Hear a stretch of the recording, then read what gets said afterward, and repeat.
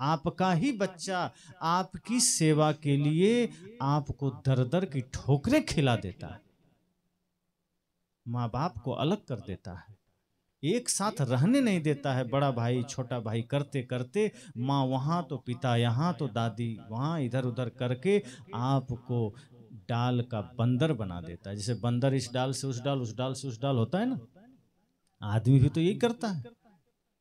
आदमी 25 साल ही ठीक रहता है, उसके बाद उसके जीवन में जानवरों वाला लक्षण आने लगता है। जैसे 25 साल आदमी मतलब जब तक शादी नहीं करता है तब तक तो पढ़ता लिखता स्वतंत्र घूमता है, लेकिन जैसे ही शादी करता है तो फिर थोड़ा कुत्ते वाली स्थिति हो जाती है। जैसे बात बात पर कुत्ता भौंकता है ना, तो आदमी शादी करके घर आया, उसके बाद पति पत्नी में झगड़े हो गए, किसी बात को माता से झगड़ा हो गया, वह भौंकना शुरू हो गया।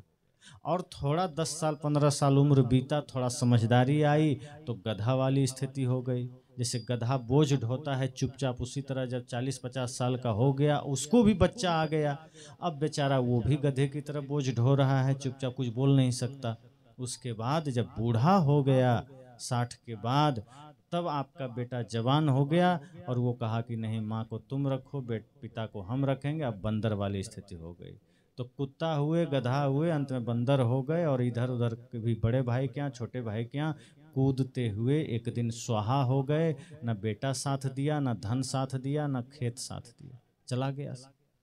पूजा कर रहे थे किसका? भगवान का। मंदिर जा रहे थे, सोमवारी रख रहे थे, एकादशी व्रत रख रहे थे, पूनम व्रत कर रहे थे, सब कुछ कर रहे थे, और झगड़ा किससे कर रहे थे? अपने ही भाई से। व्रत कर रहे थे, त्योहार मना रहे थे, सब कुछ कर रहे थे, शिव जी के मंदिर में जाके पूजा अर्चना कर रहे थे, और भाई से झगड़ा करते करते यहाँ से चले गए। मिला क्या? कुछ नहीं। इसलिए सदगुरु कबीर कहते हैं कि जरा सोचिए, आप किसी न किसी भगवान को तो मानते हैं, पर क्या मानते हैं? जब भाई से आपका झगड़ा मिट नहीं रहा है, क्या लेके जाएंगे? खाली ही तो जाना है, शरीर भी लेके नहीं जा सकेंगे। जिस शरीर को आप सोचते हैं कि इसके लिए हम बढ़िया बढ़िया मेवा मिष्ठान खा लें, दूध दही खा लें, ठीक है खाइए, लेकिन ये भी सोचिए कि इस शरीर भी तो नहीं जाएगा। इसलिए संत कहते हैं प्रेम में जीवन बिताइए, भक्ति में जीवन बिताइए, घर में रहिए तो माता पिता को ही देवता मानिए। सोचिए कि आप सौभाग्यशाली हैं कि माता पिता आपके पास हैं, भाई आपके साथ हैं। जमीन बंटवारा मत करिए, घर मत बांटिए, प्रेम से रहिए।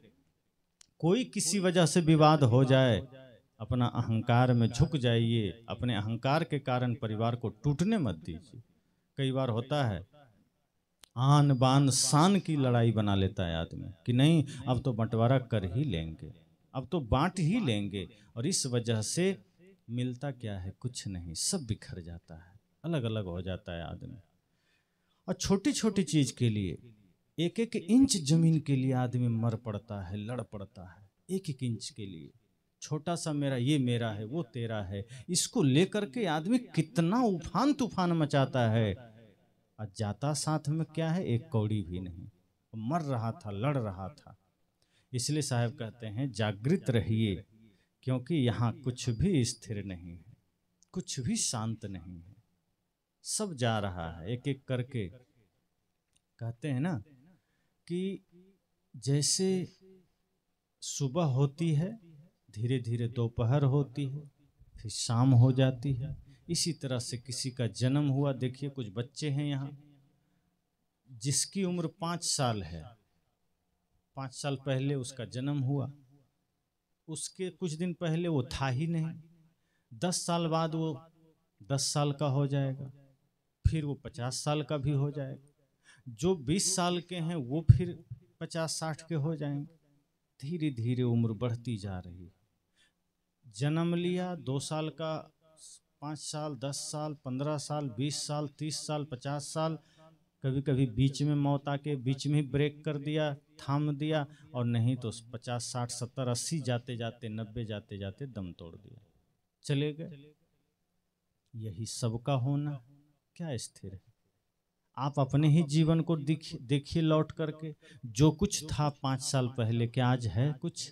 10 साल पहले क्या है, शरीर है, संसार है, चल रहे हैं, सब धीरे धीरे छूटता जा रहा है, सरकता जा रहा है और एक दिन पूरा छूट जाएगा। इसलिए यहाँ कुछ अस्थाई नहीं है, यहाँ कुछ स्थिर नहीं है, और जो स्थिर नहीं है उसके लिए झगड़े करना, लड़ाई करना, उफान तूफान मचाना क्या मतलब। सदगुरु कबीर कहते हैं जीवन में जागृत होके बिताइए जीवन को। जैसे ही आप बेहोशी में आते हैं, जैसे ही आप निद्रा में आते हैं, जीवन में पाप होना शुरू हो जाता है, जीवन में गलत होना शुरू हो जाता है। और जहां सच्चा सत्संग मिले वहां जरूर 2 मिनट के लिए जाइए। लेकिन आज आदमी हनुमान चालीसा का पाठ भी सिर्फ मरघट में करता है, घर में नहीं करता, घर में गाना सुनता है। कौन जाने कब किसका किससे बिछुड़ना हो जाए। हम जिसको कहते हैं हम इसके बिना जी नहीं सकते, एक दिन अपना ही आदमी चल बसता है, गुजर जाता है। या कोई किसी के बिना यहाँ भले ही कहे कि हम उसके बिना नहीं रह सकते, गाड़ी घोड़ा आदमी जमीन सब, लेकिन एक दिन सबसे बिछुड़ना हो जाता है, एक दिन सबको छोड़ के जाना है। तो जब सब कुछ छोड़ के जाना है तो इस धरती पर हम क्यों बेहोश होकर जी रहे हैं, हम होश में क्यों नहीं आते। आज हम श्रद्धांजलि मना रहे हैं, ऐसे ही न जाने कितने लोग हमारे आसपास गुजर जाते हैं, चले जाते हैं, अपने अपने स्तर से कुछ धर्म कर्म करके चले जाते हैं, कुछ बिना किए चले जाते हैं। हम सब भी एक दिन चले जाएंगे, किसके पीछे भागना, क्यों दीवाना बनना। इसलिए संत जन कहते हैं कि अब जाना ही है तो कुछ धर्म कमा के जाओ, कुछ पुण्य कमा के जाओ, थोड़ा ही सही पुण्य कमाओ। अरे मत राजा हरिश्चंद्र बनो, कम से कम अपने स्तर से इतना तो बनो कि किसी का दिल मत दुखाओ। यदि भला किसी का कर ना सको तो बुरा किसी का मत करना। अगर आप किसी का भला नहीं कर सकते तो कम से कम मन से, तन से, वचन से बुरा तो मत करिए।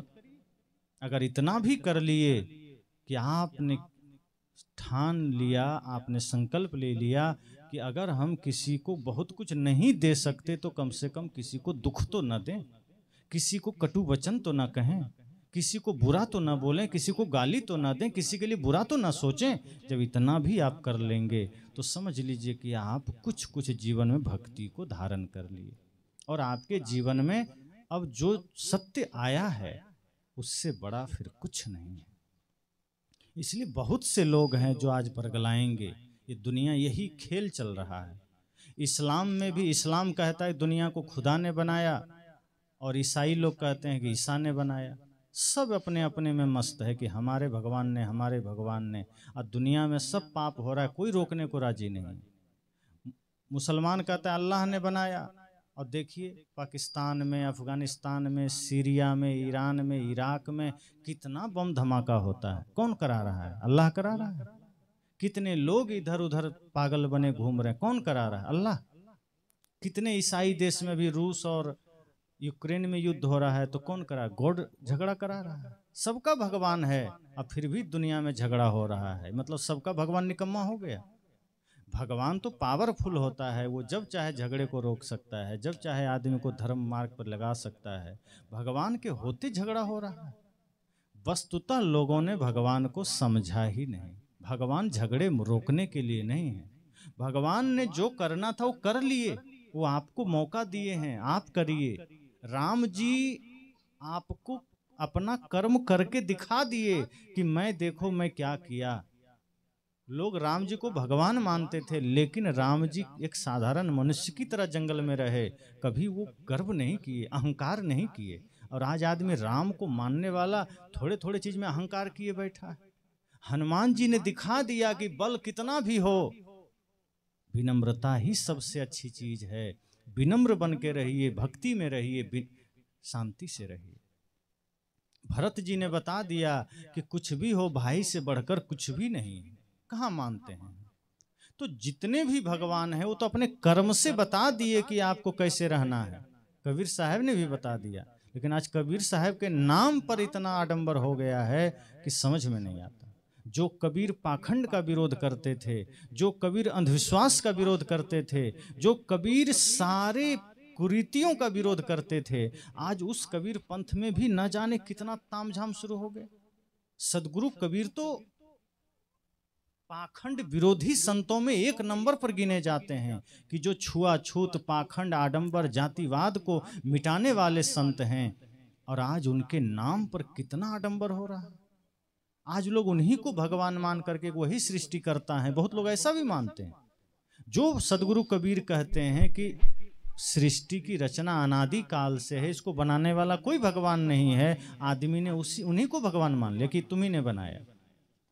कितनी मूर्खता है। तो इसलिए सबको सचेत रहना चाहिए, होश में रहना चाहिए कि ये जो जीवन मिला है बड़ा अनमोल है। और जब मौका मिले सेवा भजन में लगिए, भक्ति में लगिए। जीवन को श्रद्धा भक्ति के साथ सेवा पूजा में लगाना चाहिए, भजन भक्ति में लगाना चाहिए। नहीं तो यही सब होता रहेगा। कोई कुछ कह देगा, कोई कुछ कह देगा, और एक दिन पता चलेगा सब इधर उधर भागते भागते मिला कुछ नहीं, जीवन बेकार हो गया। पाया कुछ नहीं, जीवन व्यर्थ हो गया। क्या मिला? कुछ नहीं। कोई कहा पूरब में भगवान है, कोई कहा पश्चिम में भगवान है। अब एक पश्चिम पुकार रहा है, साहब ने कहा नहीं, पूरब दिशा हरि को वासा, पश्चिम अलह मुकामा, दिल मह खोज दिल ही माँ खोजो, यही करीमा रामा। साहब कहते हैं कि हिंदू पूरब पुकार रहा है, उधर भगवान है, मुल्ला पश्चिम पुकार रहा है, इधर खुदा है। साहब कहते हैं दोनों जगह नहीं है, दिल में है, दिल ही में खोजो। अगर सबके दिल में तुम भगवान को देख लिए, बात बन गया। लेकिन आज आदमी चमत्कार के पीछे हाथ धो के पड़ गया। कोई भी चमत्कारी बाबा आ गया आपका भूत भविष्य बताने के लिए, आदमी नहा धो के पीछे पड़ जाता है, पैसा कौड़ी लेके दौड़ जाता है, जलपान बांध के पहुंच जाता है। मरे चाहे जिए कोई फर्क नहीं पड़ता। आश्चर्य होता है, जहां जहां बागेश्वर वाले जाते हैं 10 लाख 15 लाख की भीड़ होती है। सोचिए कितना आडंबर फैला रहा है। सदगुरु कबीर की वाणी अगर जहां आ जाए वहां सब लोग छिपने लगता है। सदगुरु कबीर की वाणी में तेज है, सत्य है। जैसे सूर्योदय होता है ना, तो उल्लू को बड़ा कष्ट होता है क्योंकि उसको अंधेरा पसंद है। ऐसे ही जहां सदगुरु कबीर की वाणी पहुंच जाती है वहां सबको कष्ट होता है। और सदगुरु कबीर की वाणी भी थोड़ी कड़वा तो है, लेकिन अगर रोज रोज थोड़ा थोड़ा हम उसको धारण करें तो आदमी भी सारे समस्याओं से मुक्त हो जाएगा, सारे व्याधि से मुक्त हो जाएगा। तो सदगुरु कबीर की वाणी औषधि है। इसलिए मैंने कहा कि ये जब भी हम स्मृति समारोह मनाते हैं, श्रद्धांजलि मनाते हैं, समझिए वो जीवन के लिए बड़ा महत्वपूर्ण क्षण होता है। वो आपके लिए, हमारे लिए एक अवसर होता है कि इस अवसर पर हम क्या करें, क्या करना चाहिए, हम किस दिशा में जा रहे हैं, क्या सोचते हैं, क्या शिक्षा हम ले रहे हैं, दे रहे हैं, अपने भविष्य के लिए हम क्या कर रहे हैं, बच्चों को हम क्या दे रहे हैं। ये सब कुछ ये सत्संग में आपको सुनने समझने का मौका मिलता है।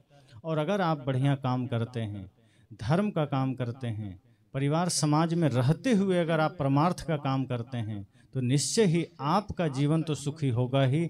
आप अपने बच्चों को भी एक सुंदर भविष्य दे सकते हैं, आप अपने बच्चों में भी एक बढ़िया संस्कार भर सकते हैं, और वही इस समाज के लिए, इस राष्ट्र के लिए वरदान साबित होगा। अगर लापरवाही में जीवन जी रहे हैं, बेहोशी में जीवन जी रहे हैं, तो आप तो अपना जीवन बिगाड़ ही रहे हैं, आप अपने बच्चों का भी भविष्य अंधकार में डाल रहे हैं। और यदि आप शिकायत करने लग गए कि मेरे बच्चे तो बात नहीं मानते, तो सावधान हो जाइए कि आपने कोई गड़बड़ी की है जिस वजह से आपके बच्चे आपकी बात नहीं मान रहे हैं। इसलिए बच्चों से प्रेम करिए, लेकिन इतना कठोरता भी रखिए कि आपके बच्चे धीरे धीरे गलत मार्ग की ओर ना चला जाए, धीरे धीरे आपके बच्चे किसी गलत संस्कार में ना चला जाए, आपके बच्चे की आदत बिगड़ ना जाए। इतनी कठोरता भी रखिए।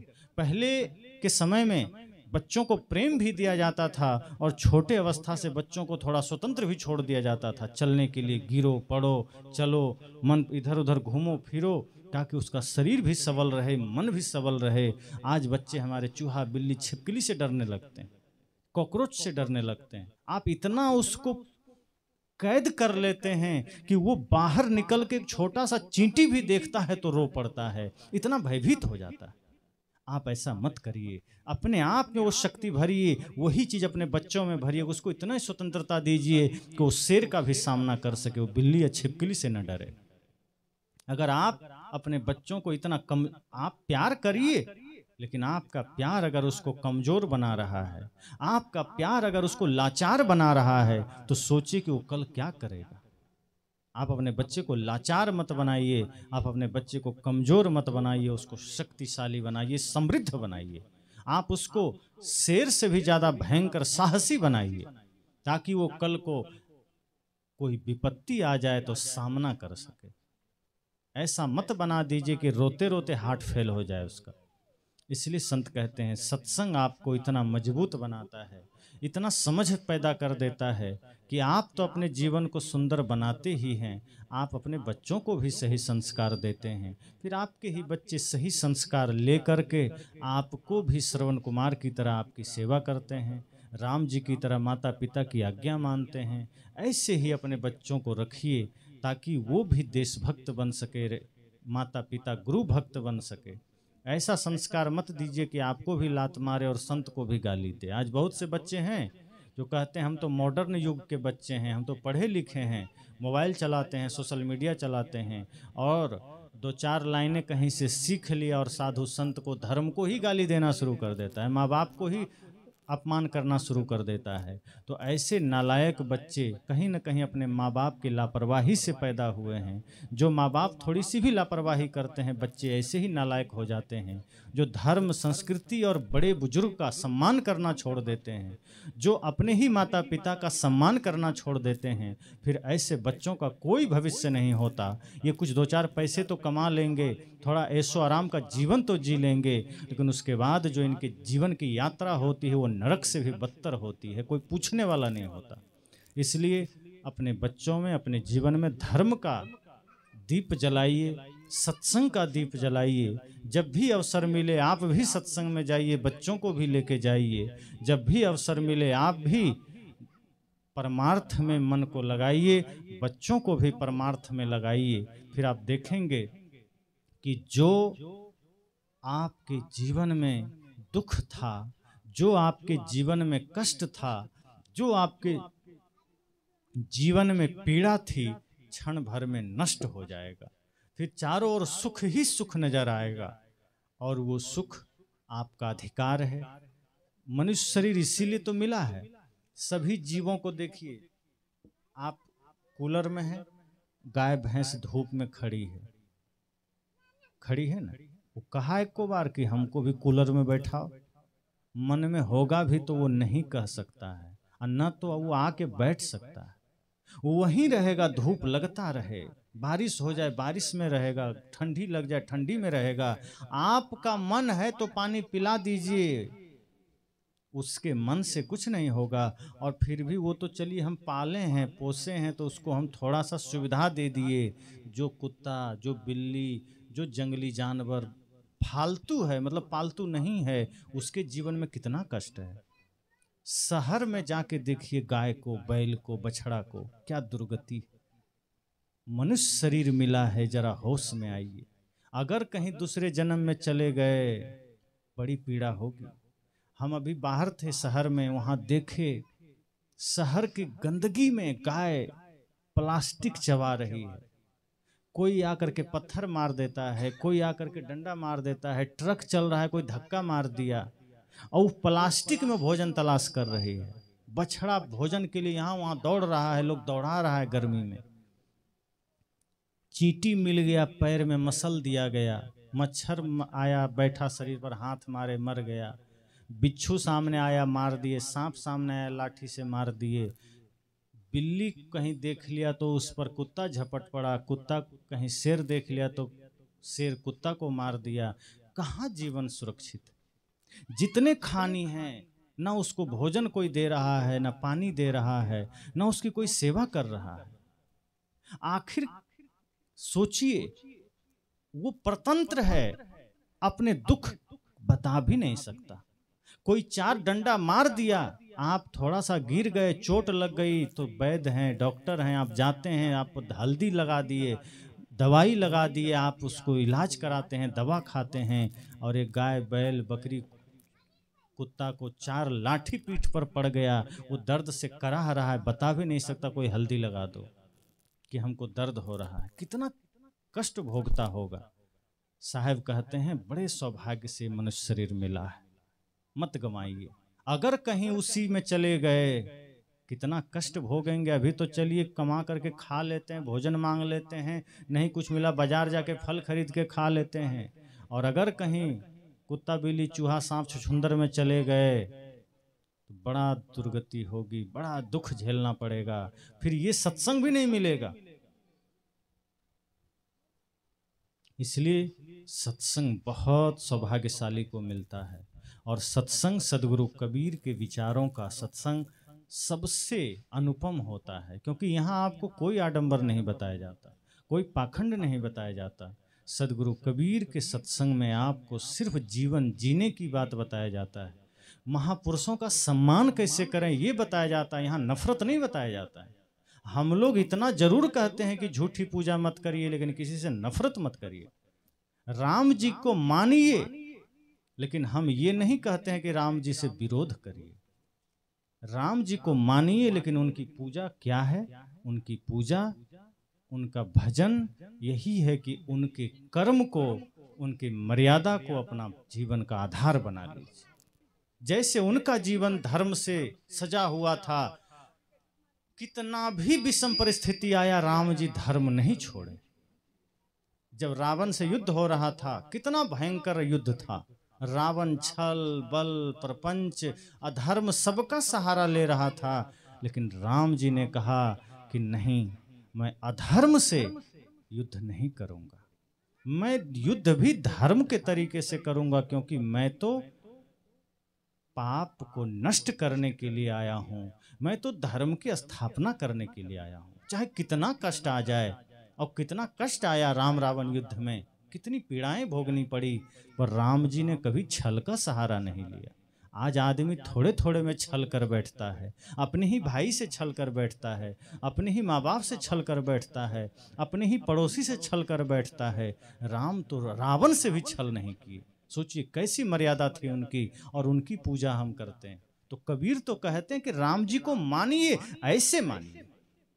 सिर्फ चित्र पर अगरबत्ती घुमा के आ गए और इधर भाई से गाली दे रहे हैं, ऐसा मत मानिए। इसका विरोध सदगुरु कबीर करते हैं। तो सदगुरु कबीर कभी नफरत की बात नहीं करते।